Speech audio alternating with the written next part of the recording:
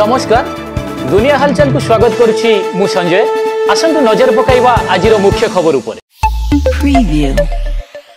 Vigilance जाल बौद्ध RTO Basant Kumar Mahapatra आय बहिर्भूत संपत्ति ठूल अभियोग विजिलेंस विभाग तांको घर समेत भुवनेश्वर और गंजाम जिलार विभिन्न स्थान में एककालीन चढ़ऊ जारी करथिबा सूचना।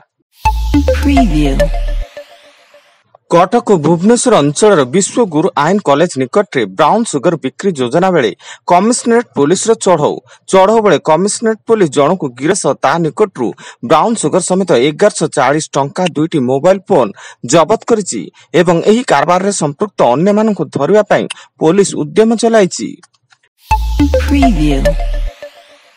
कटक भुवनेश्वर जातीय राजपथ गोपालपुर निकट में ओलटिला यात्रीवाही बस फल बस कंडक्टर मृत्यु घटिया बेले बस रे 12 जन यात्री आहत हो कटक बड़ डाक्तखाना भर्ती एवं मृत बस कंडक्टर जनक कटक सदर थाना अंतर्गत खलदांचल प्रकाश साई बोली सूचना।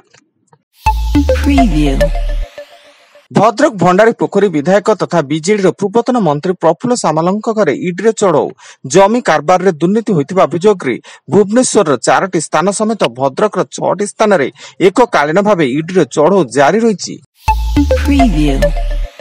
भुवनेश्वर क्राइमब्रांच एसटीएफ टीम पक्षर गोटे जीवंत बर्जकाप्ता उद्धार सह गोटे कार जबत एथिसह 2 माफिया को गिरफ्त करा जायतिया बेले सेमाने सुंदरगढ़ जिला बोईपाली अंचल इच्छाधर नायक और रमेश चंद्र पांडे एवं जबत बर्जकाप्तार ओजन प्राय 10 केजी रु अधिक होबो बोली सूचना।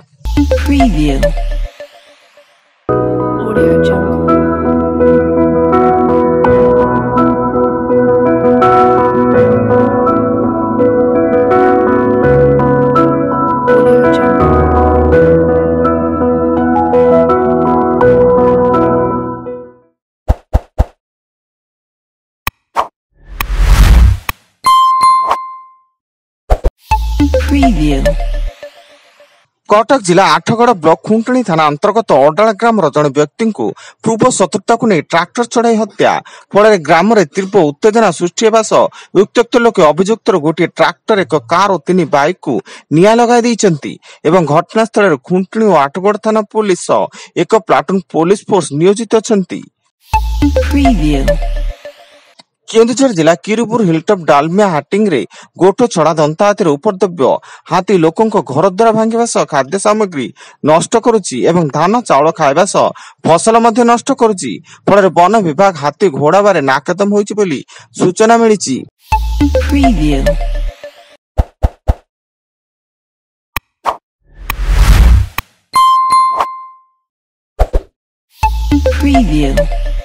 आठगड़ नुआ आंकुला छक पेट्रोल पंप निकट में भारसाम्य एक ट्रक रास्ता कड़ को ओलटि पड़ा फल घटनास्थल में ड्राइवर मृत्यु एवं हेल्पर गुरुतर भाव आहत हो कटक एससीबी मेडिकल को स्थानांतर खबर पाई पुलिस घटनास्थल में पहुंची अधिक तदंत जारी रखिछि।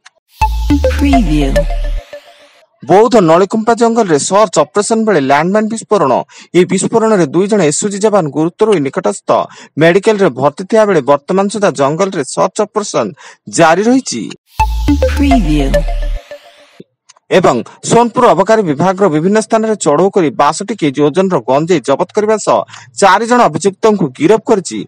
सोनपुर बुढ़ा राजा छक निकट में 30 केजी ओजन गंजेई और सोनपुर पटाभाड़ी छक 25 केजी ओजन गंजेई जबत करथिया बेले सोनपुर ब्लॉक छक 7 केजी ओजन गंजेई जबत करिछि अबकारी विभाग।